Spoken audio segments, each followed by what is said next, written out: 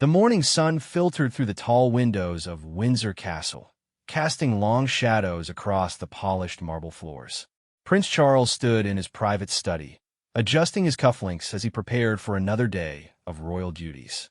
He glanced at his reflection in the ornate mirror, noticing the silver streaks in his hair that seemed to multiply with each passing year. At 73, he had spent most of his life waiting, preparing, and serving the crown in his own way. His thoughts drifted to his sons, particularly William, who had grown into a man of remarkable strength and character. The relationship between father and son had evolved over the decades, shaped by tragedy, duty, and an unspoken understanding of the weight they both carried. Charles remembered the young boy who had walked behind his mother's coffin, and now saw a confident father and future king in his place. A gentle knock on the door interrupted his thoughts. His private secretary entered with the morning schedule, a thick folder of papers, and a knowing smile. There was a note attached to the top page, written in William's distinctive handwriting. Charles picked it up, reading the simple message that suggested they meet for a private lunch later that week. No formal agenda, no official business, just father and son. The request warmed Charles's heart. Despite the demands of royal life, despite the protocols and public scrutiny, they had managed to maintain something genuine between them. It was these moments, these small connections, that made the burden of duty bearable. He made a mental note to clear his schedule, knowing that such opportunities were precious and increasingly rare. As the morning progressed, Charles moved through his appointments with practiced ease. He met with charity representatives, reviewed documents for upcoming engagements, and discussed environmental initiatives that had become his passion over the years. Yet his mind kept returning to that lunch invitation, wondering what was on William's mind. The day of their meeting arrived with typical British weather, gray skies, threatening rain, but never quite delivering. Charles arrived at the private dining room in Kensington Palace, a space that had witnessed countless family gatherings over the years. The table was set simply, without the usual formality that accompanied royal meals. This was intentional, a signal that today was about family, not duty. William arrived shortly after, and Charles immediately noticed something different about his son. There was a lightness in his step, a suppressed smile playing at the corners of his mouth. They exchanged the usual greetings, but Charles could sense that William was holding back something, saving it for the right moment. They settled into their seats, and the staff served the first course before discreetly withdrawing. Charles waited, knowing his son well enough to understand that whatever was coming would emerge in its own time. William poured them both water, took a sip, and then looked at his father with unmistakable mischief in his eyes. The conversation started casually enough, touching on family matters and upcoming engagements.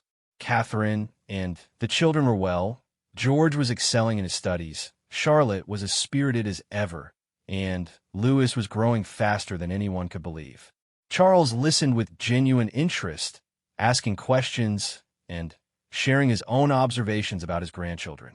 Then William leaned back in his chair, that suppressed smile finally breaking through. He had been to the gym that morning. He explained, continuing his regular fitness routine that had become something of a royal tradition. The public had always been interested in the physical fitness of the royal family, and William had maintained an impressive regimen over the years. Charles nodded along, unsure where this was leading, but intrigued by William's barely contained amusement. His son continued, describing his workout in more detail than usual, mentioning the weights he had been lifting and the progress he had been making. There was a pride in his voice, but also something else, a setup for something Charles couldn't quite anticipate. William paused for effect, then delivered his news. The palace gym staff, along with some of the security team, had started referring to him by a new nickname. They called him Buff. The word hung in the air between them, and Charles processed this information with his characteristic thoughtfulness before responding. The formality of the setting, the centuries of royal tradition, the weight of future kingship, all of it suddenly seemed to dissolve in the face of this simple, human moment. Charles felt a smile tugging at his own lips, recognizing the absurdity and charm of the situation. His son, the future King of England, had acquired a gym nickname. What happened next surprised even Charles himself. Instead of offering a measured diplomatic response, he found himself laughing. Not the polite chuckle reserved for public appearances, but a genuine, full-throated laugh that came from somewhere deep and unguarded. The sound echoed through the dining room, and William joined in, the two of them sharing a moment of pure, uncomplicated joy. When the laughter subsided, Charles wiped his eyes and looked at his son with undisguised affection. The nickname was ridiculous, he said, absolutely ridiculous. But there was no criticism in his voice, only warmth and perhaps a hint of envy. In his own youth, Charles had never been one for intensive physical training, preferring polo and other country pursuits. The idea of being called buff was so foreign to his own experience that it made the whole situation even more amusing. William explained how the nickname had come about, describing a particularly intense workout session where he had managed to complete a challenging routine. One of the trainers had made an offhand comment, and it had stuck. Now, whenever he entered the gym, there were knowing smiles and the occasional use of the moniker, always respectful but tinged with genuine admiration for his dedication. Charles found himself genuinely impressed. Beyond the humor, there was something admirable about William's commitment to physical fitness. It spoke to a discipline and self-care that would serve him well in the demanding years ahead. The role of monarch was not just ceremonial. It required stamina, resilience, and the ability to maintain composure under relentless pressure. The conversation shifted, but the nickname became a running joke between them. Charles began to refer to William as Buff in their private moments, always with a twinkle in his eye and a warmth in his voice. It became their secret language, a way of acknowledging the person behind the title, the son behind the prince. In the days that followed, Charles found himself reflecting on the encounter more deeply. The nickname, silly as it was, represented something important. It was evidence that William was maintaining his own identity, carving out spaces where he could be himself rather than just a royal figure. This was crucial, Charles knew from his own experience, for surviving the unique pressures of their position. He remembered his own struggles with identity, the years of searching for purpose and meaning within the constraints of his role. He had found it eventually in his environmental work, his architecture advocacy, and his various charitable endeavors. But it had taken time, and there had been periods of frustration and confusion along the way. William seemed to be navigating these challenges with more grace than Charles had managed at the same age. The nickname was a small thing, but it suggested a healthy relationship with both duty and self. William could fulfill his obligations with dedication while still maintaining the human connections and personal pursuits that kept him grounded. Charles also appreciated the informality of how William had shared this news. There had been no formal announcement, no carefully crafted message, just a son telling his father something amusing that had happened, seeking not approval, but connection. It spoke to the trust between them, the understanding that they could be vulnerable and silly with each other despite everything else. The media, of course, knew nothing of this exchange. The palace walls kept many secrets, and this was one Charles hoped would remain private. Not because there was anything shameful about it, but because some things were too precious to share with the world.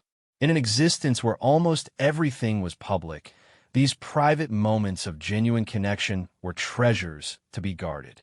As weeks passed, the joke evolved and deepened. Charles would send William subtle references in their correspondence, tucking in playful comments about physical fitness or gym routines. William would respond in kind, their exchanges becoming lighter and more relaxed than they had been in years. Other family members eventually caught wind of the nickname, though the exact origins remained between Charles and William.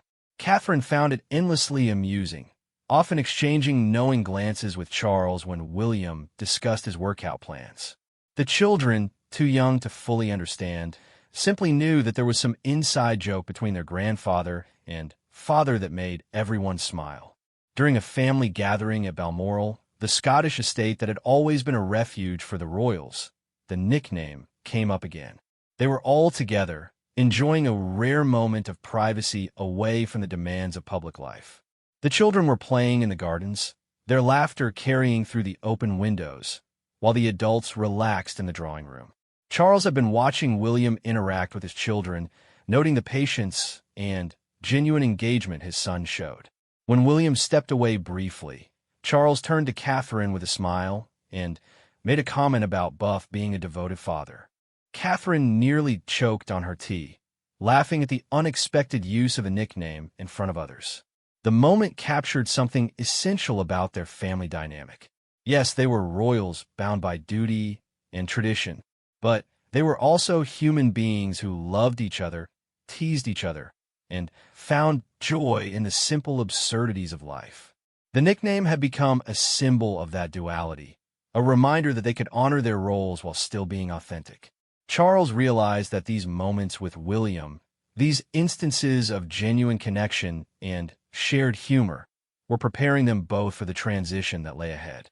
When the time came for William to assume greater responsibilities, when the weight of the crown shifted more fully onto his shoulders, they would have this foundation of trust and understanding to build upon. The nickname also represented a shift in their relationship. Charles was no longer just a father instructing the son, preparing him for duty. They were becoming peers, partners in the great work of maintaining the monarchy's relevance in a changing world. The playful teasing about gym routines was, in its way, an acknowledgement of William's strength and capability. As Charles prepared for bed that evening at Balmoral, he stood at the window, looking out over the Scottish Highlands. The land stretched endlessly before him, ancient and unchanging despite the centuries of human drama played out upon it. He thought about legacy, about what he would leave behind when his time came. The formal accomplishments mattered, of course. The charities, the environmental advocacy, the modernization efforts. But in that moment, Charles found himself thinking that perhaps the greatest legacy was simpler and more personal. It was raising a son who could handle the enormous responsibility ahead of him with grace, strength, and humor. A son who could be called Buff by gym staff and future king by his subjects, and somehow balance both identities with authenticity. The autumn leaves crunched beneath their feet as Charles and William walked through the private gardens of Highgrove House. This was Charles's sanctuary, the place where he could truly be himself among the flowers and trees he had personally chosen and nurtured over decades. The garden reflected his philosophy of harmony with nature, every plant placed with intention, every pathway designed to encourage contemplation. William had driven over that morning without fanfare, just a text message saying he needed to talk. Charles had immediately cleared his schedule, sensing that something important was on his son's mind. They had been walking for nearly 20 minutes, discussing nothing of consequence, both knowing they were building up to something more substantial. The gym nickname had become a comfortable part of their relationship now, a touchstone they returned to when conversations grew too heavy or formal. Charles had noticed that William seemed to carry more tension these days, the responsibilities of his position weighing more visibly on his shoulders. The man who could joke about being called Buff seemed to appear less frequently, replaced by the serious prince preparing for kingship. Charles broke the comfortable silence first, asking directly what was troubling William. His son stopped walking, standing beside a particularly beautiful rose bush that was displaying its last blooms of the season. William was quiet for a long moment, gathering his thoughts before speaking. The pressure was getting to him, William admitted. Not the physical demands or the public appearances, but the constant awareness of what lay ahead. Every decision he made, every word he spoke, was being analyzed as a preview of his future reign. The media scrutinized his choices, commentators debated his readiness, and the public watched with a mixture of affection and judgment. Charles listened without interrupting, recognizing in his son's words echoes of his own struggles. He had lived with that same pressure for decades, the eternal waiting, the constant preparation for a role that seemed perpetually just out of reach. But he had also learned hard lessons about handling that burden, lessons he could now share. They resumed walking, and Charles began to speak about his own journey. He talked about the mistakes he had made, the times he had let the pressure push him toward decisions he regretted. He spoke about the importance of finding purpose beyond just waiting for the crown, about building a life of meaning in the present rather than living entirely for a future that might be distant. William absorbed this quietly, occasionally asking questions or offering his own observations. The conversation was unlike their usual exchanges, deeper and more vulnerable than either of them typically allowed. The autumn garden provided a perfect setting, the dying year creating a mood of reflection and honesty. Charles brought up the nickname again, but this time with a more serious purpose. The fact that Jim's staff felt comfortable giving William a friendly moniker spoke to his character. He explained, it meant William had managed to remain approachable and human despite his position. That quality would be invaluable as king, far more important than perfect protocol or flawless public appearances. The conversation shifted to the changing nature of monarchy itself.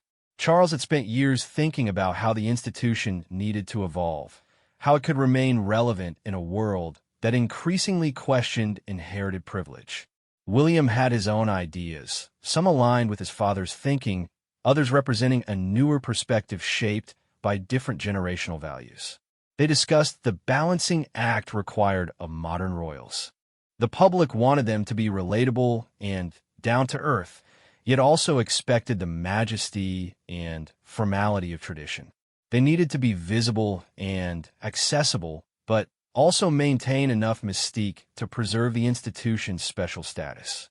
It was an impossible contradiction, yet somehow they had to navigate it successfully. William expressed frustration with the constant scrutiny of his family. Every parenting decision was analyzed, every choice about his children's education debated publicly. He wanted to give George, Charlotte, and Louis as normal a childhood as possible, but the demands of their position made true normalcy impossible. How could they be both ordinary children and future representatives of the crown? Charles empathized deeply, remembering his own struggles with raising William and Harry under the public eye. He shared stories his son had been too young to remember or understand at the time, moments when the pressure of parenting as a royal had felt overwhelming. He talked about the guilt he still carried over decisions made during their childhood, the times when duty had taken precedence over presence. This vulnerability from his father surprised William. Charles had always seemed so composed, so certain of his choices despite public criticism. Hearing about his doubts and regrets made him more human, more accessible. It also made William feel less alone in his own uncertainties about parenting and preparation for greater responsibility. They paused at a bench overlooking a pond, sitting together in companionable silence. A family of ducks glided across the water, completely indifferent to the weighty matters being discussed nearby. Charles found himself smiling at the contrast, these simple creatures going about their lives while two future kings wrestled with existential questions about duty and identity. William suddenly laughed, breaking the serious mood. He had just remembered something from the gym that morning. One of the trainers had asked if his royal buffness would be attending the session next week. The title was so absurd, so completely at odds with the gravity of their current conversation, that it became instantly hilarious. Charles joined in the laughter, and the tension that had been building throughout their walk dissipated. This was the gift of their shared humor, the ability to find lightness even in heavy moments. The nickname had evolved from a simple joke into something more significant, a reminder that they could be serious without taking themselves too seriously. They began walking back toward the house, but the conversation had shifted tone. Charles started sharing more light-hearted memories, stories from his own youth that he had never told William before.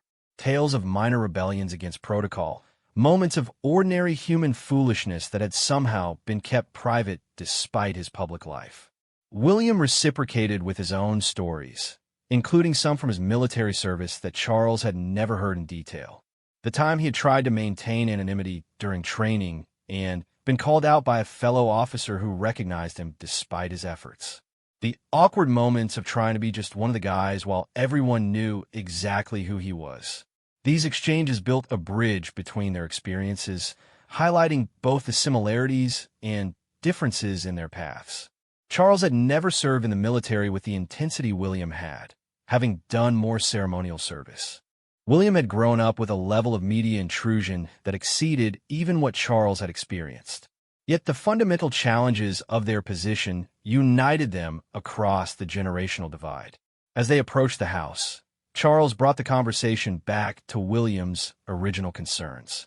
The pressure would never fully disappear, he said, but it could be managed. The key was finding those spaces like the gym or these private walks where they could step away from the role and remember who they were underneath the titles. William needed to protect those spaces fiercely, Charles advised. The gym where he was called Buff, the private family times, the friendships that existed outside the royal bubble. These were not luxuries or distractions from duty. They were essential for maintaining the strength and perspective necessary to fulfill that duty effectively. They also discussed the importance of partnership. Charles spoke warmly of Catherine, noting how she had adapted to royal life while maintaining her own identity. William was fortunate to have a partner who understood the unique challenges they faced and could provide both support and honest feedback. That partnership would be crucial in the years ahead.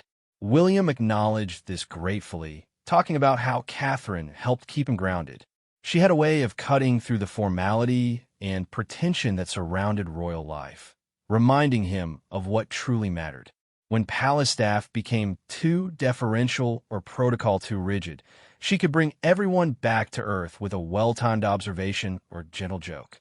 Charles saw in Catherine some of the qualities he had loved in Diana, particularly her ability to connect genuinely with people from all walks of life. But Catherine also brought her own strengths, a steadiness, and maturity that served the family well. He told William directly how impressed he was with the partnership they had built and maintained. The conversation turned to the future in more concrete terms. There would be times when Charles's reign would require William to step up more visibly, to take on greater responsibilities as the heir became more active.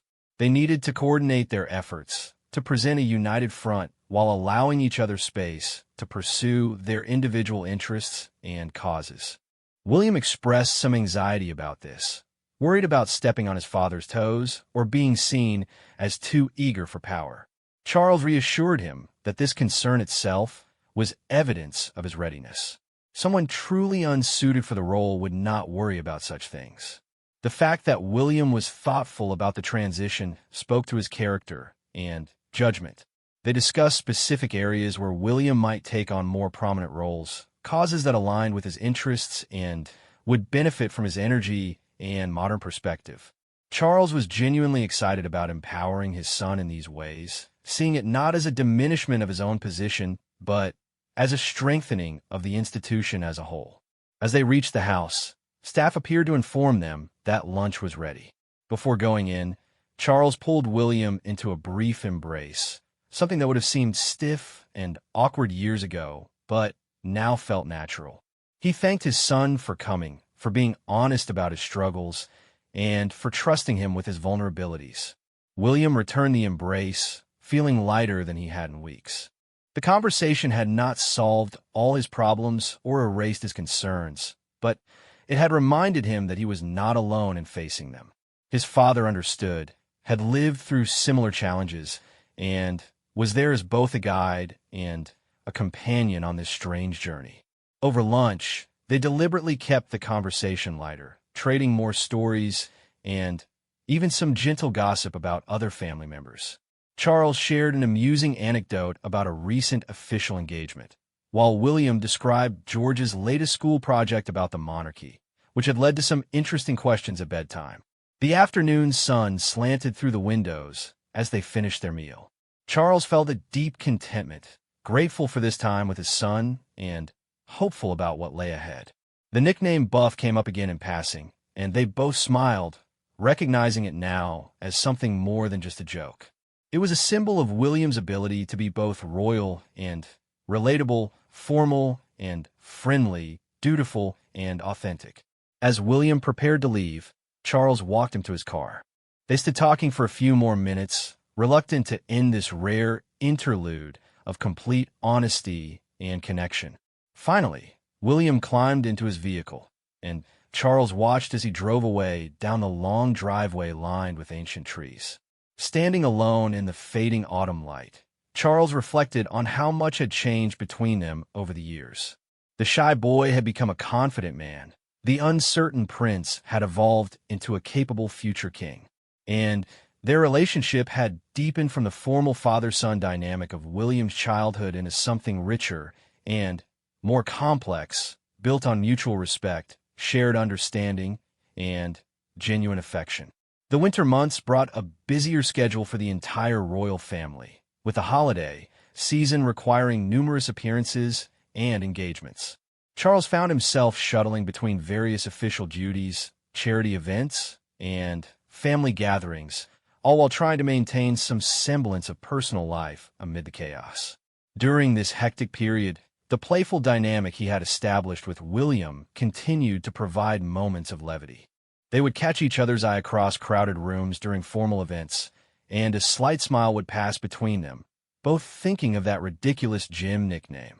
It became their private anchor in the midst of public performance. One particularly demanding week found them both attending a series of events for various patronages. The schedule was punishing, with early morning starts and late evening finishes travel between cities, and the constant need to be alert, engaged, and perfectly presented. By the third day, even Charles, with his decades of experience, was feeling the strain. They crossed paths at a reception for a youth charity, one of many they would attend that week. The room was filled with enthusiastic young people, all excited to meet members of the royal family. Charles watched as William worked the room with practiced ease, shaking hands, asking questions, and making each person feel seen and valued. It was exhausting work, requiring constant mental and emotional energy. During a brief lull, William managed to slip over to where Charles stood. Without anyone else hearing, he muttered something about needing to hit the gym to work off the stress of endless handshakes and small talk. Charles responded quietly that perhaps his gym friends could schedule a royal workout session for recovering from official duties. The exchange lasted mere seconds, but it recharged them both.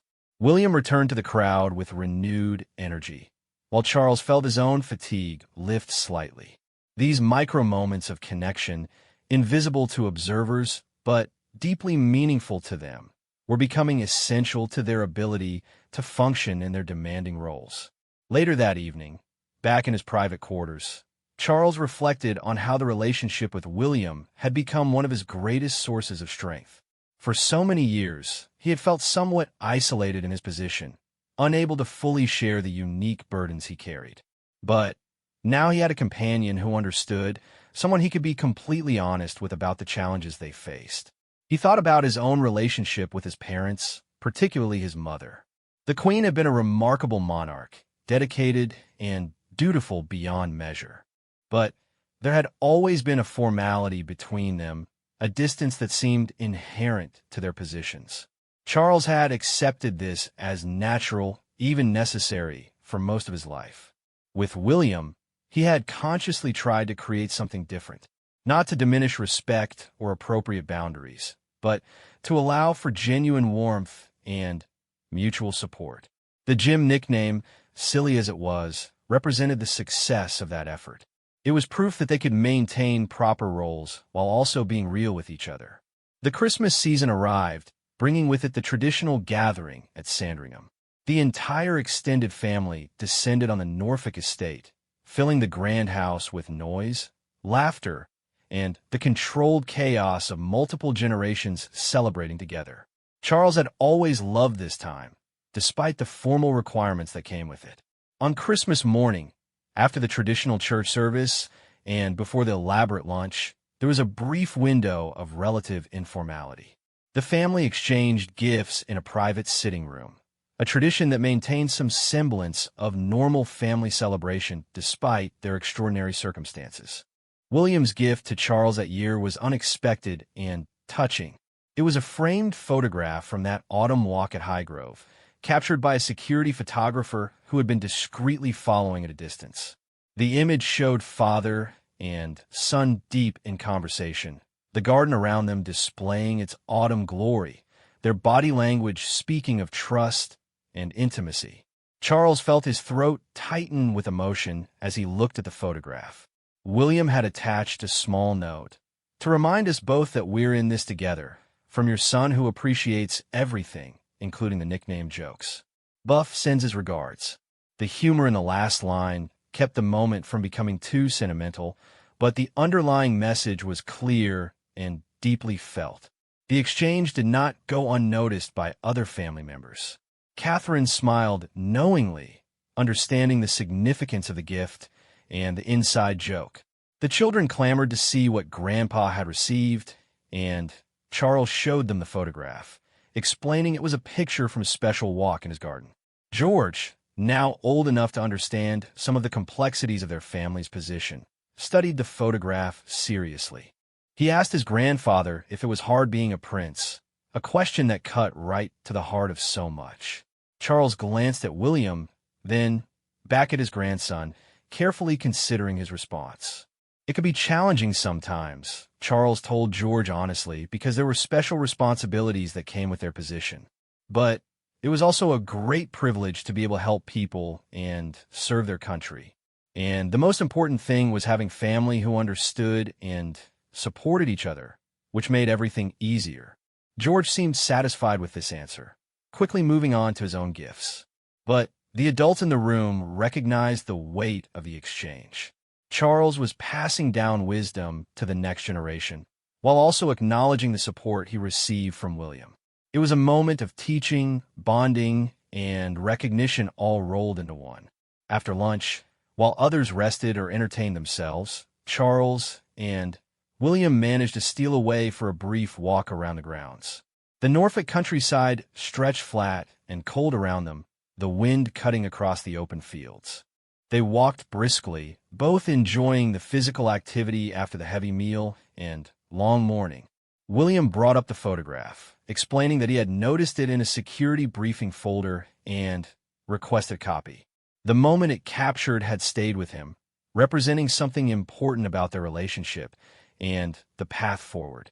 He had wanted Charles to have it as a tangible reminder of their conversation and connection.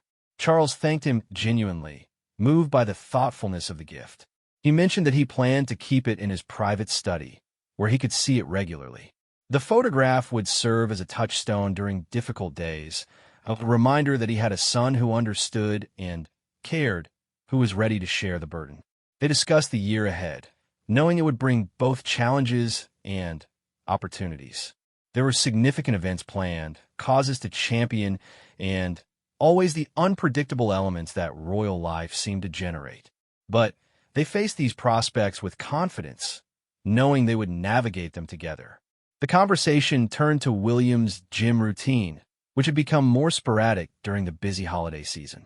He complained good-naturedly about the difficulty of maintaining fitness when traveling constantly and attending endless formal meals. Charles teased him about letting down his buff reputation, suggesting the gym staff might revoke the nickname if he slacked off too much. William laughed, acknowledging the absurdity of worrying about a silly nickname while dealing with affairs of state. Yet there was truth in the concern, too. The physical fitness routine was not just about vanity or health. It was one of the few things that was entirely his own, a practice he controlled completely in a life where so much was determined by duty and expectation. Charles understood this implicitly. His own refuge was his gardens, places where he could make decisions based purely on aesthetics and horticultural principles rather than public opinion or political calculation. Everyone needed these spaces. He had learned these pockets of autonomy within the larger constraints of their roles.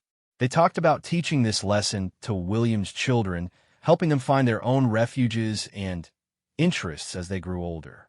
George was already showing strong interest in certain subjects, while Charlotte had her own distinct personality and preferences. The key was nurturing these individual traits while also preparing them for the unique demands of their positions. William expressed anxiety about getting this balance right, worried about repeating mistakes from past generations or creating new problems through misguided good intentions. Charles reassured him that simply caring about these questions, thinking deeply about his children's well-being, was half the battle. Perfection was impossible, but thoughtful, loving parenting would serve them well. As they circled back toward the house, they could see other family members through the windows, engaged in various activities. The scene looked warm and inviting, a genuine family gathering despite the unusual circumstances of their lives. Charles felt a surge of gratitude for these people, this imperfect but loving family. The evening brought more formal elements, including the Queen's annual Christmas broadcast, which the family watched together. Charles observed his mother's performance with professional appreciation, noting her continued skill at connecting with viewers despite her advanced age. She had set an impossibly high standard, one he would eventually have to follow. After the broadcast, there was general discussion of its content and reception. William offered thoughtful observations about the messaging and presentation, showing his natural understanding of the communication challenges inherent to their position. Charles contributed his own insights, and their exchange became a mini masterclass in royal communication for the others listening. Later, as the family dispersed to their various quarters for the night, Charles found a quiet moment alone. He stood at a window overlooking the darkened estate, thinking about the day, the year, and the journey that lay ahead. The photograph William had given him was already precious, representing so much more than just a captured moment. He thought about that Jim nickname again, smiling in the darkness. Who would have imagined that something so trivial would come to mean so much? But that was the nature of relationships, he supposed. Sometimes the smallest things carried the greatest significance, becoming symbols of larger truths about love, understanding, and connection. The next few days passed in a blur of family activities, traditions observed, and public duties fulfilled. Through it all, Charles and William maintained their special connection, finding moments to check in with each other, share observations, or simply exchange knowing glances that communicated volumes without words. On their final evening at Sandringham before the family dispersed, there was an informal gathering in one of the sitting rooms. Someone suggested charades, and, despite initial resistance from the more dignified family members, the game soon had everyone laughing and competing enthusiastically. When it was William's turn, he acted out a particularly challenging phrase with athletic movements that had everyone guessing wildly. Charles, watching his son's exaggerated muscle flexing and strength poses, suddenly called out "Buff Prince." The room erupted in laughter, partly at the absurdity of the guess, and partly at Charles's unusually playful participation. William pointed at his father triumphantly, confirming that this was indeed the phrase he had been acting out. The fact that he had somehow worked the Jim nickname into a family game delighted everyone, though most did not understand the full significance of the inside joke between father and son. Catherine laughed the hardest, having been privy to the nickname's origin and evolution. She caught Charles's eye across the room, giving him a smile that conveyed appreciation for how he had embraced this silliness with William. It was good for both of them, this ability to be playful amid all the seriousness. The game continued, but that moment remained the highlight for Charles and William. Later, as guests departed and the gathering wound down, they found themselves standing together near the fireplace. Without needing to say much, they both acknowledged that this had been a particularly good Christmas, one that had strengthened their bond further. As Charles prepared for bed that night, he reflected on how unexpected life could be. Years ago, he could never have imagined joking with his son about Jim nicknames or playing charades with the extended family. The path of his life had taken many turns, some painful, some glorious, all forming him into the person he had become. The relationship with William represented perhaps his greatest achievement, more important than any title or accomplishment.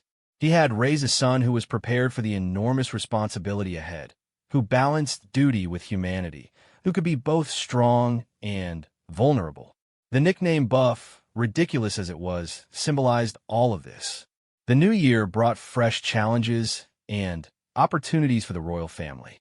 Charles found himself increasingly focused on environmental initiatives, using his platform to advocate for sustainable practices and climate action. These causes had been his passion for decades, often earning him mockery or criticism, but recent global awareness had vindicated many of his early positions. William had carved out his own areas of focus, particularly around homelessness and mental health. Their different but complementary interests allowed them to cover more ground, reaching different audiences and addressing various social needs. Charles took quiet pride in watching William develop his own voice and priorities rather than simply copying his father's approach. During a planning meeting for upcoming engagements, their schedules overlapped for a joint appearance at an environmental summit. The event would bring together leaders, activists, and experts to discuss concrete solutions to climate challenges. Both Charles and William were expected to deliver speeches and participate in panel discussions. As they prepared for the summit, they met several times to coordinate their messages. Charles had decades of expertise and credibility on environmental issues, while William brought a younger perspective and connection to his generation's concerns. Together, they could present a powerful argument for urgent action while maintaining hope for positive change. During one of these planning sessions, held in Charles's study, they took a break from the serious policy discussions. William stretched, complaining that he had been too sedentary lately, missing his regular gym sessions. The demands of early winter had disrupted his routine, and he felt it both physically and mentally. Charles suggested they take a walk through the gardens, even though it was cold outside. Physical movement, he had learned over the years, helped clear the mind and often led to better thinking. They bundled up against the winter chill and headed outdoors, their breath visible in the frigid air. As they walked, their conversation ranged across multiple topics. They discussed the upcoming summit, of course, but also broader questions about the monarchy's role in advocacy. How far could they push on controversial issues without overstepping their constitutional position? How could they use their platform effectively while respecting political neutrality? These were questions without easy answers, requiring constant calibration and judgment. Charles shared his experiences of pushing boundaries and sometimes facing backlash for being too outspoken. He had learned, sometimes painfully, where the lines were and how to work within them while still making a difference. William listened carefully, knowing he would face similar dilemmas throughout his royal career. The temptation to use their position forcefully for good causes was strong, but it had to be balanced against the need to maintain the monarchy's position above party politics. It was a tightrope walk that required constant vigilance. They discussed specific examples, cases where Charles felt he had gotten the balance right, and others where he had perhaps overstepped. This honesty was valuable for William, seeing his father not as infallible, but as someone who had learned through experience, including from mistakes. It made the whole enterprise feel more manageable somehow. The conversation drifted back to lighter matters. William mentioned that he planned to return to his gym routine with renewed commitment after the summit. He joked that he needed to maintain his reputation, after all, and could not let the Buff nickname become ironic through lack of effort. Charles laughed, appreciating how his son could shift between weighty matters and self-deprecating humor. They talked about the importance of these personal practices, the routines, and habits that kept them grounded. For William, it was physical fitness and time with his family. For Charles, it was his gardens and his painting. These activities were not frivolous distractions, but essential maintenance for their mental and emotional well-being. Charles shared that he had recently started each morning with a brief meditation practice, something he had resisted for years despite many people suggesting it. The practice helped him face each day with more equanimity, better prepared for whatever challenges arose. William was intrigued, asking questions about how his father had implemented this new routine. The exchange highlighted how they continued to learn from each other despite the generational gap. Charles was discovering new practices in his 70s, while William was building on wisdom his father had accumulated over decades. It was a mutual teaching relationship that benefited them both. As they headed back inside, cold but invigorated by the walk, they returned to summit preparation with fresh energy. The speeches were refined, talking points clarified, and strategies discussed for handling difficult questions or skeptical audiences. They worked together seamlessly, their different strengths complementing each other perfectly.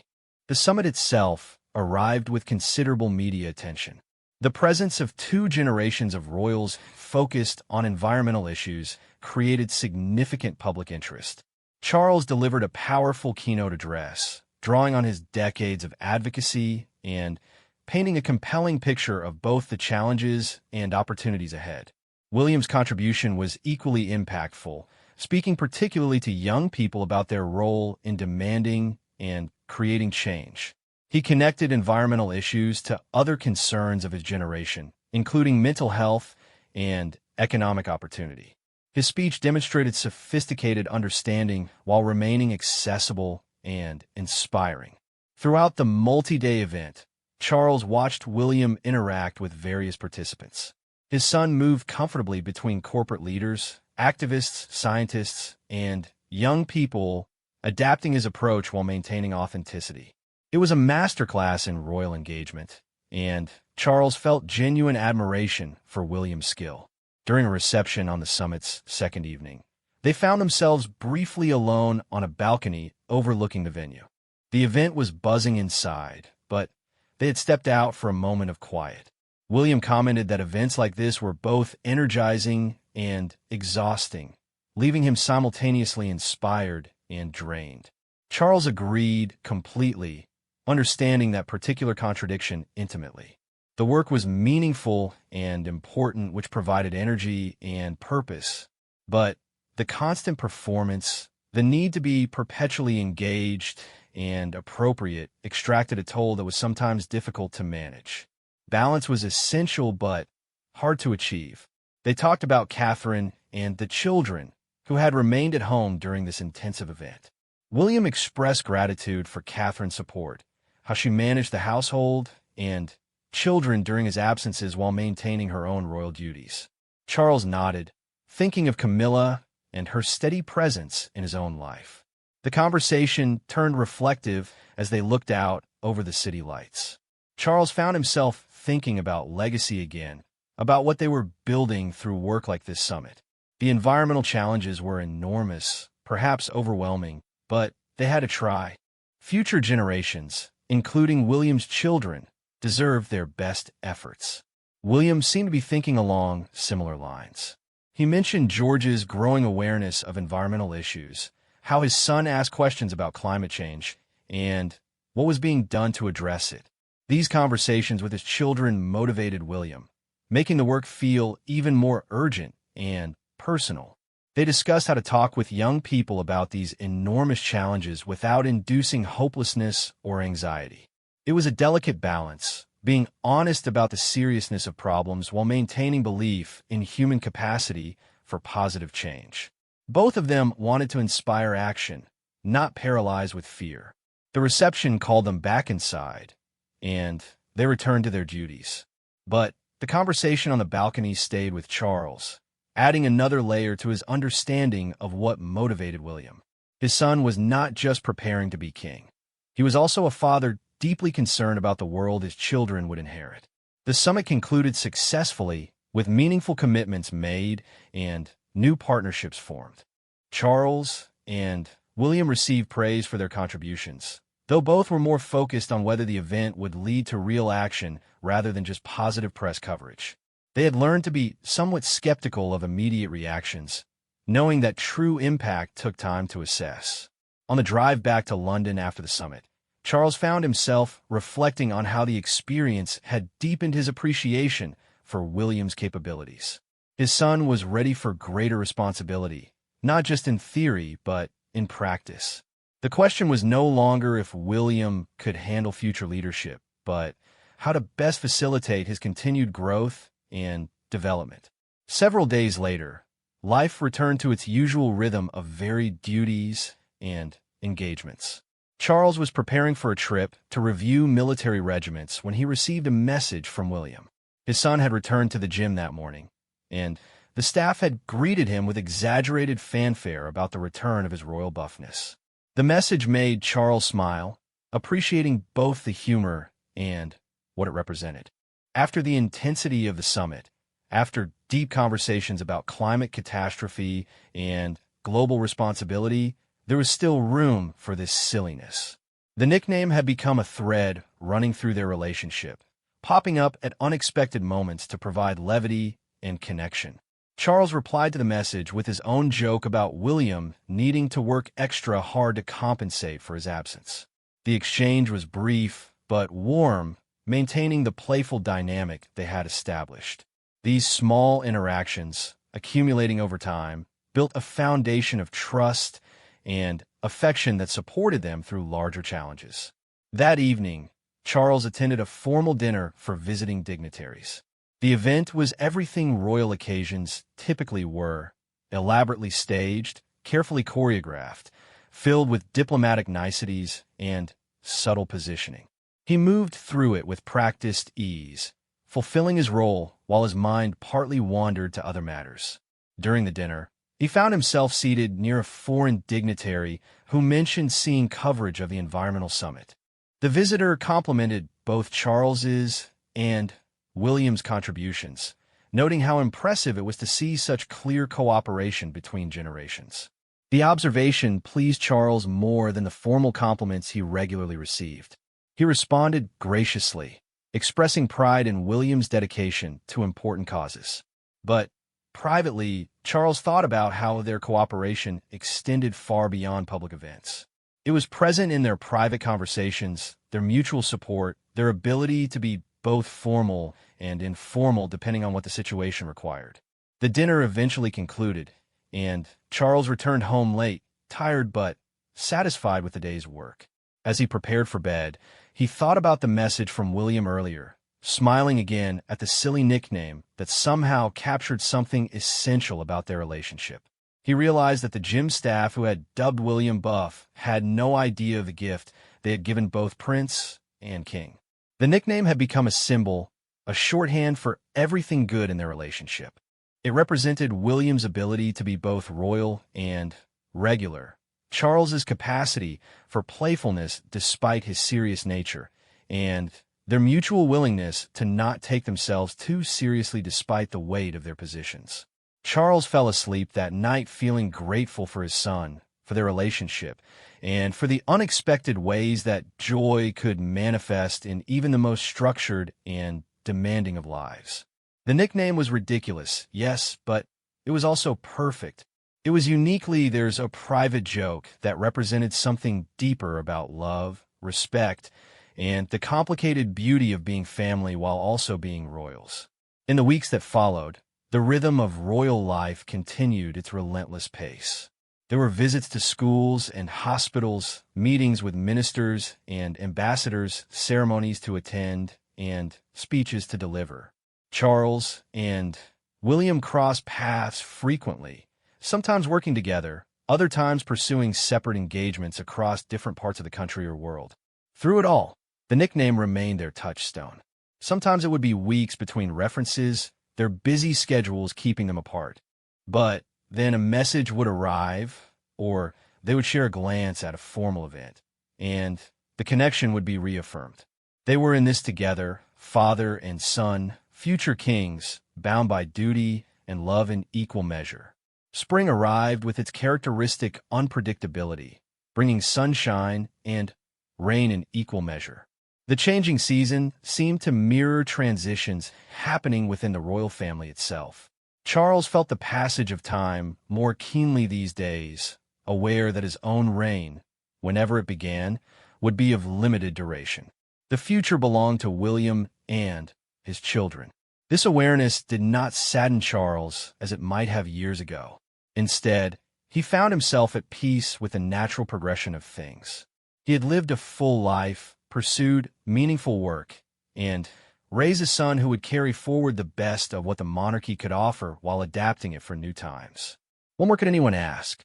A particularly significant moment came when Charles was asked to give an extended interview about his life and work.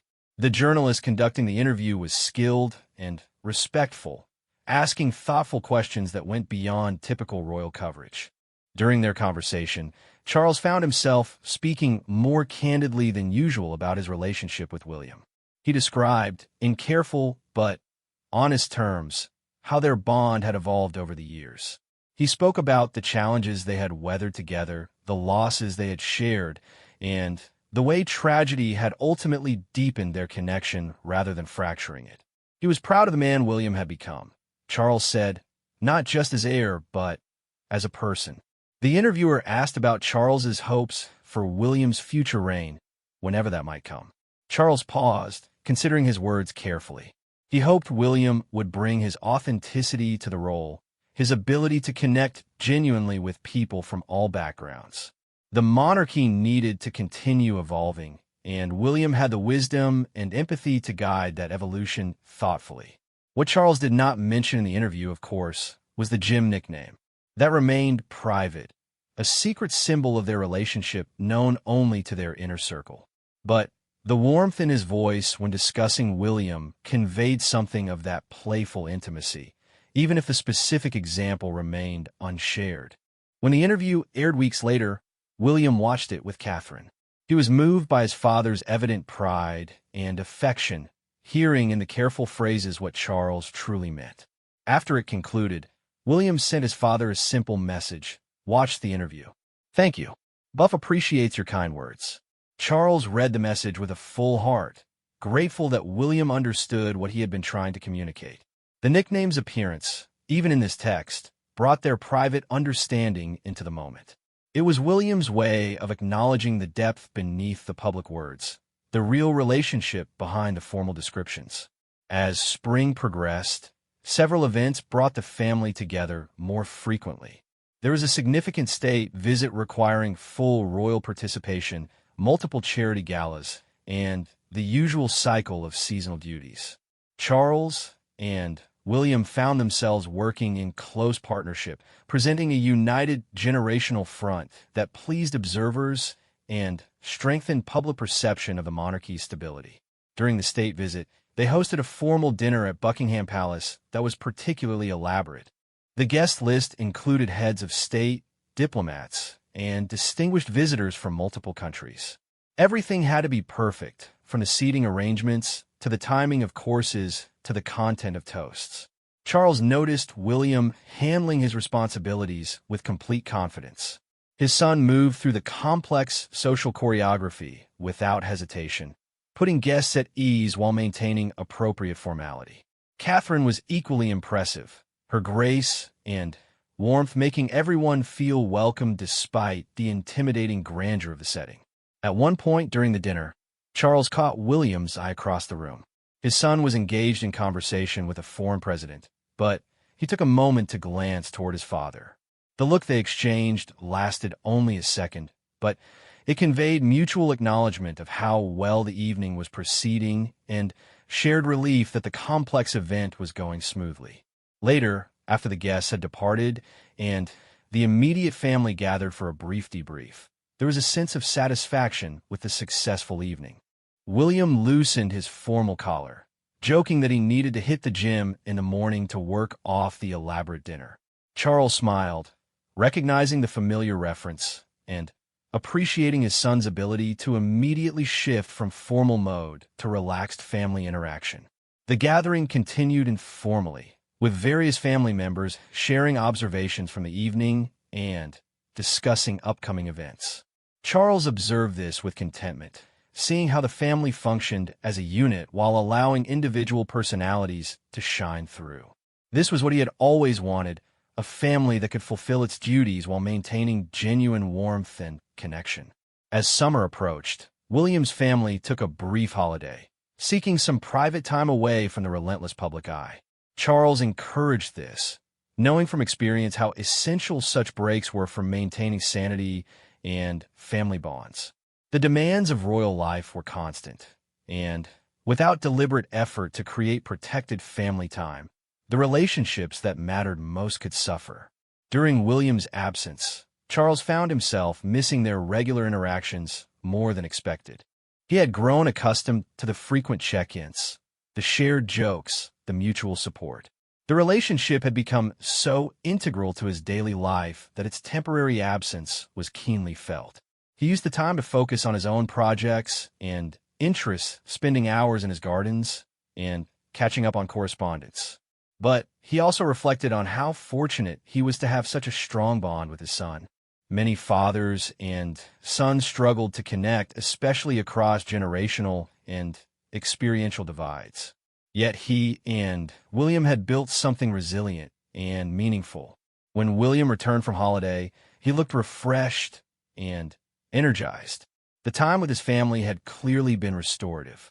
He came to visit Charles soon after their return, bringing the children who were excited to see their grandfather and tell him about their holiday adventures. Charles listened with genuine interest as George, Charlotte, and Louis recounted their experiences. Their enthusiasm was infectious, and he found himself laughing at their stories and observations. These moments with his grandchildren reminded him of watching William and Harry at similar ages, full of energy and curiosity about the world. After the children went off to play with staff supervision, Charles and William had a chance to talk privately. William described the holiday's restorative effect, how the break from duty had allowed him to simply be a father and husband without the constant pressure of public scrutiny. It had been exactly what his family needed. Charles asked about William's fitness routine, knowing his son had probably maintained his gym schedule even on holiday. William confirmed this, explaining that he had found ways to exercise despite the change in environment. The routine had become too important to abandon, even temporarily, serving as both physical maintenance and mental health practice. The nickname came up naturally in their conversation. William mentioned that one of the security staff on holiday had apparently heard about his gym reputation and made a joking reference to it. The nickname was spreading slightly beyond its origins, though still remaining within the trusted circle of those close to the family. Charles found this amusing rather than concerning. The fact that staff felt comfortable enough to gently joke with William about such things suggested a healthy workplace culture. It meant William had successfully maintained his humanity and approachability despite the formality of his position. This would serve him well as his responsibilities increased. They discussed the upcoming months, which promised to be particularly busy. There were major tours planned, significant commemorations, and the usual array of duties. Charles would be taking on certain responsibilities with increased visibility, and William would be supporting him while also developing his own public profile. The conversation touched on succession, a topic they typically avoided, but which occasionally needed addressing. Charles assured William that he was not worried about the transition whenever it came. He had complete confidence in William's readiness and ability. The work they had done together, the relationship they had built, gave him peace about the future. William expressed gratitude for this confidence, but also some anxiety about eventually assuming the full weight of the crown. Charles understood this completely, having lived with similar feelings for decades. The key, he suggested, was not to let anticipation of future responsibility overshadow present duties and relationships. Live fully in the now, while preparing thoughtfully for later. This philosophy had become central to Charles's approach in recent years.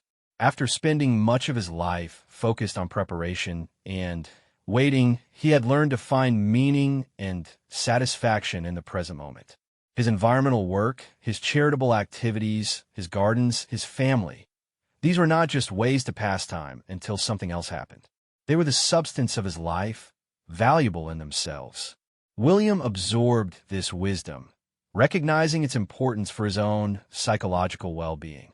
He could see how his father had grown more settled and content in recent years, less frustrated by the long wait for the crown, and more engaged with what he could do now. It was a lesson William hoped to apply in his own life. As their conversation concluded, they embraced warmly. These private talks had become increasingly precious to both of them, opportunities to be completely honest without any audience or pretense. Charles thanked William for coming, for bringing the children, and for continuing to trust him with his concerns and vulnerabilities.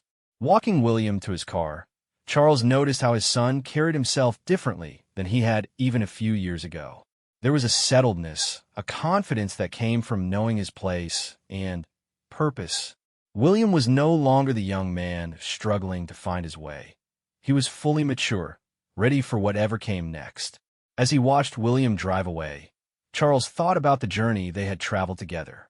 From the traumatized boy walking behind his mother's coffin to the confident prince and father, William had grown enormously.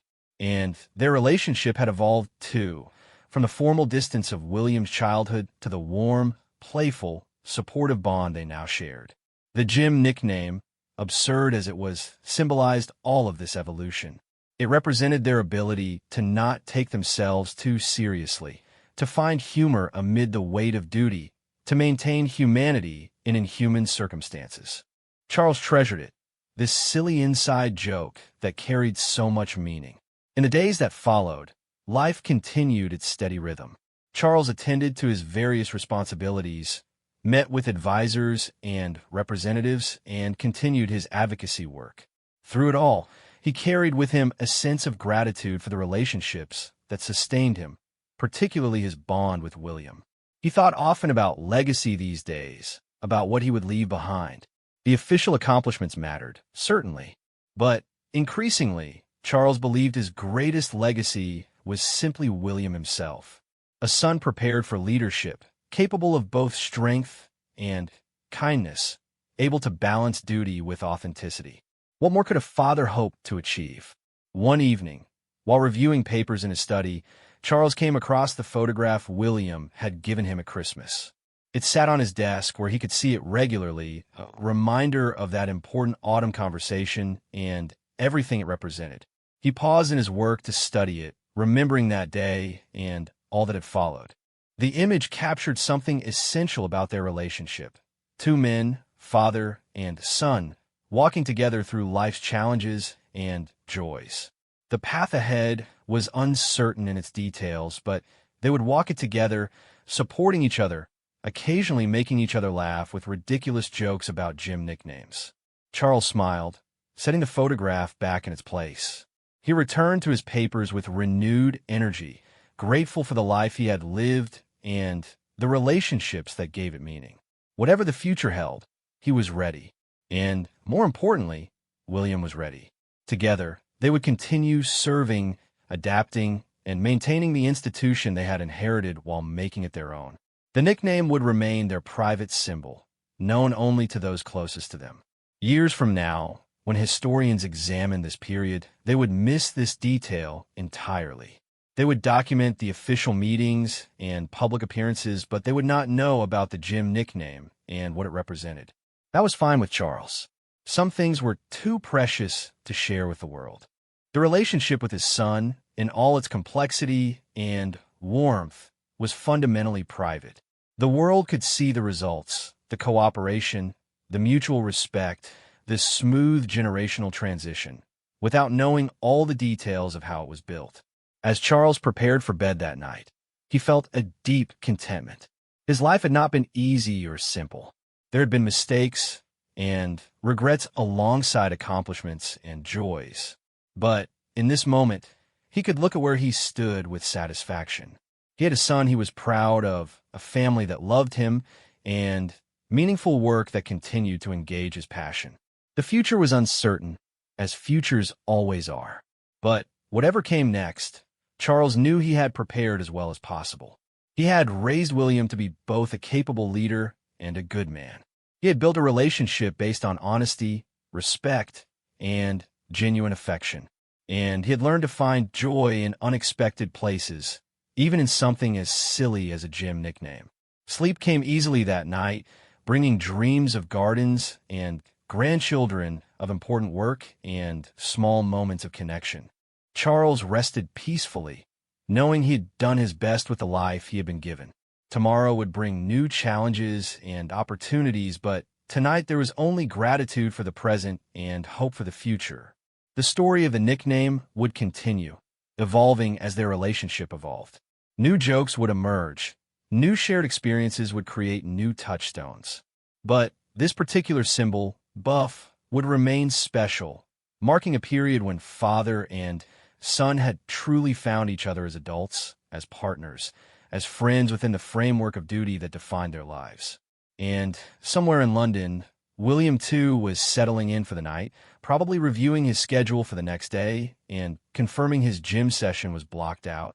He would show up, push himself through another challenging workout, and the staff might well greet him with knowing smiles. The nickname would make him think of his father, of their shared understanding, of the love that transcended titles and protocol. This was their legacy to each other.